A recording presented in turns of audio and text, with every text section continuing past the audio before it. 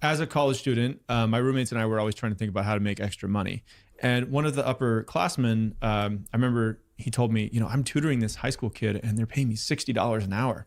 I was like, wow, $60 an hour. It was like 3 or 4x what you could make at these other on-campus jobs. So I decided to try doing it myself. I started tutoring high school kids just in like math and science and things like that. And it paid really well. And so my roommate and I at the time, we were starting to just brainstorm, like, why don't we start a little tutoring company and help high school kids and their parents match with basically university students at the university where I was going to school. And so we got that going. We got maybe 10, 20 of our fellow students kind of connected in. And then we said, all right, let's make a website for this to connect even more people, maybe to try to expand it to other schools.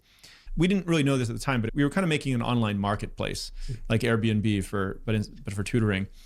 We were trying to take like a 10% fee by matching these people. And we were basically trying to do all the payments through our website. And what would happen often is they would meet the tutor and they'd do initially the first payment, but then afterwards they'd start paying them under the table. And so I realized at a certain point, we were basically just getting in the way. They wanted us to just match them, but they didn't want us to be the whole billing apparatus. It was a much more of like a local repeat business, in-person business.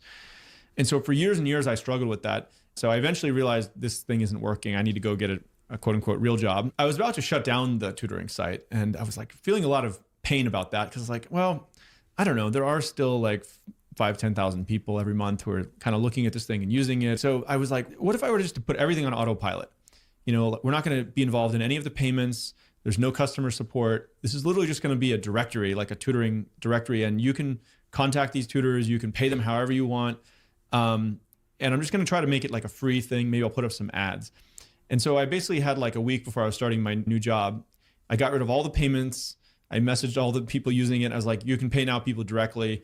And I did one more thing at the last hour, which was I said, if you want to have like a featured profile as a tutor with like a little featured badge and come up first in search results, then you can just pay $10 a month. And that was it. And I basically stopped looking at the website and I went to go focus on my new job. And every year thereafter, the site doubled after I made that change.